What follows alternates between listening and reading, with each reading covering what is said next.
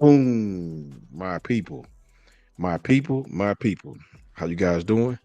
Roll tide to you all. Alabama football must win the recruiting battle for this key position. I believe Alabama football must win a recruiting battle, the recruiting battle, any recruiting battle for this key position. Now, it's not like we're in need for this position of that nature, right? I don't think this is a position where we absolutely just we're going to be done in the water if we don't get this position, right?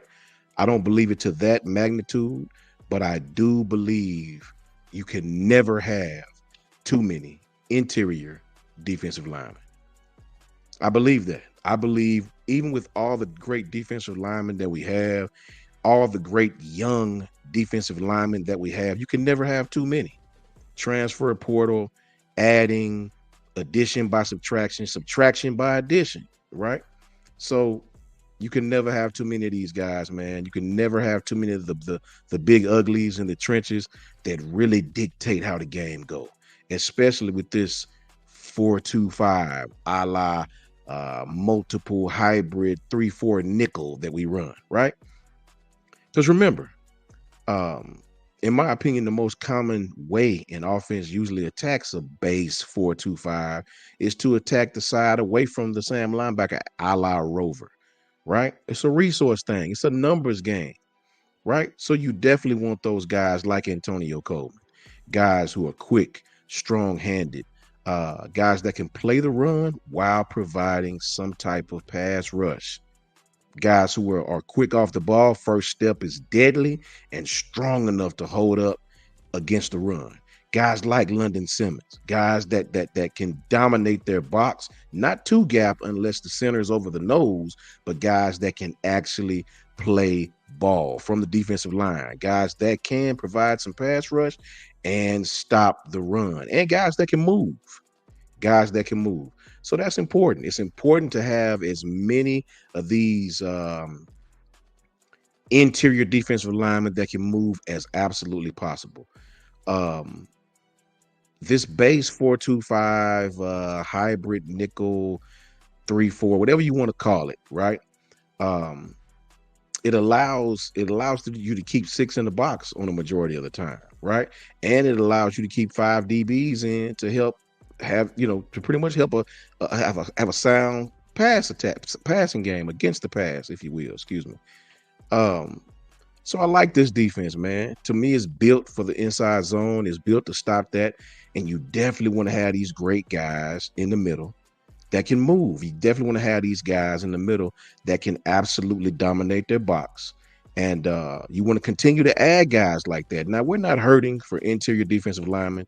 We have some great young kids on this roster, some young defensive linemen who I think will have a great future, and some older defensive linemen who will continue to dominate their box. Shout out to the Tims, as I call them, Tim Smith and Tim Keenan, right?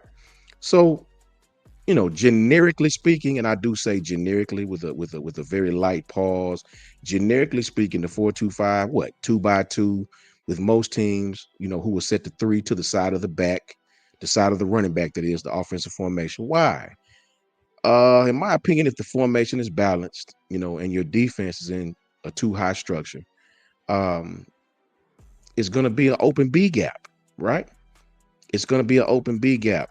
Obviously, somebody is responsible for that B gap, but that somebody needs to be good against the run and have some pass coverage abilities. So I think that's the key. I think that's the key, to have versatile guys like that, guys who are DB slash linebackers back there. But the defensive front will be the key, especially those interior guys. Um, Obviously, in my opinion, when you set that three tech to the side of the back, you can sort of help yourself. You can help yourself a little bit against the RPOs. Um, I really believe that most, not all, but most RPOs occur to the side where the mesh is happening.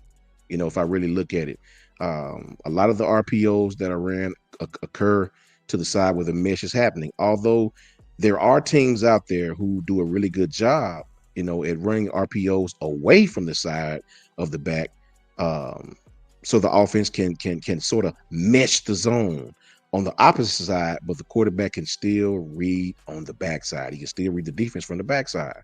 So it is imperative to have defensive linemen guys that are great with their hands, that can get off blocks. These guys can chase the quarterback. These guys can put themselves in a position to cause havoc. And I really believe we have that. This defense that we run, this 3-4 nickel multiple hybrid 4-2-5, if you will. I think this defense is extremely comfortable against zone teams, against a zone scheme. The base zone where your guard is climbing to the mic, your tackle has to scoop the three. If the D line is getting more scoop than double teams, then it's hard for some tackles to say cut off the three, if you will. It's hard for a lot of offensive tackles to cut that three off. And if that's the case, then the three is in a good shape to cause havoc, a very good shape to cause havoc. Sort of push the zone, if you will. And even front, each defensive lineman is responsible for one gap, right? Obviously, the rules are different in a real 3-4 than the 4-2-5, right? Because there's no two gapping unless the nose is right over the center, obviously. So when you look at the defensive line on the roster that we already have, I believe you can still get even better, right? I believe you can still get even better. I believe that we have the guys and the personnel to cause havoc, to be great, if you will. Tim Keenan, Tim Smith, the Tims, if you will. I do believe that these guys will have an outstanding season. I think these guys will have a better season in this in particular defense than we did in the one we previously had, as far as defensive front goes. You can't go wrong, man, when you look at the talent that's on this roster. The young talent may even shock you more than the old talent. We know the Tims are going to do their thing. We know that, obviously. Tim Keenan, Tim Smith, you got what? Damon Payne, you got big Jaheim Otis coming back. You got Hunter Osborne, you got James Smith, you got young Edric Hill, who's an absolute monster, a baller. Jeremiah Beeman, you got Isaiah Faga, and you got Stephen Mbamue, we'll just say. So when you look at all these young kids, man, we're not hurting on the defensive line. We're not hurting on the interior defensive line. Those guys are interior guys. We're not even talking about the John Moran Lathans and guys like that who actually play on the outside, your Bandits, your Wolves, things of that nature. We're not even talking about your Wolves and Quindarius and Keanu Colden, Quay Russaw and Yanze Pierre and all those guys. So when you look at the interior defensive line, I really believe Alabama can win even more recruiting battles by going to get some of these guys, man. I really believe that. I think you can never have too many of the interior guys, especially with guys like Kane Wommack, who's going to rotate these guys, who's going to keep these guys fresh. We all know injuries happen. We all know it's going to be a long season. This will probably be, without a shadow of a doubt, the longest football season that we've had as far as competition purposes. When you look at these schedules, it's a lot. It's a lot. 12 games, college football playoff, multiple games in the college football playoff, conference championship game. So you definitely are going to have a lot of depth on your football team, man. So I do believe I would love for us to go after another interior defensive lineman. London Simmons, Antonio Coleman, that's great. You know, those guys, those kids are going to have great careers and going to be huge, and I believe will play. But I would love to see us get one more, man, one more interior lineman, if not two. You can't go wrong with interior defensive linemen in this type of defense, in this 3-4 nickel, 4-2-5 hybrid, whatever you want to call it, right? Those interior guys are absolutely finite. And to get a guy that can move, use his hands, not two gap necessarily, but a guy that can actually provide some pass rush and a guy that can hold his own with leverage in the run game, those kind of guys are finite. And I do believe Alabama will go after another one, right? You can never have too many of those guys, man. Really quick video. Wanted to tell you guys, I really believe Alabama really must win the recruiting battles for these type of kids. The Antonio Colemans, the London Simmons. These guys are absolutely imperative to have, right? And I do believe Alabama's on the road to get another one. I really believe that. These guys are needed. And you can never have too many of them, right?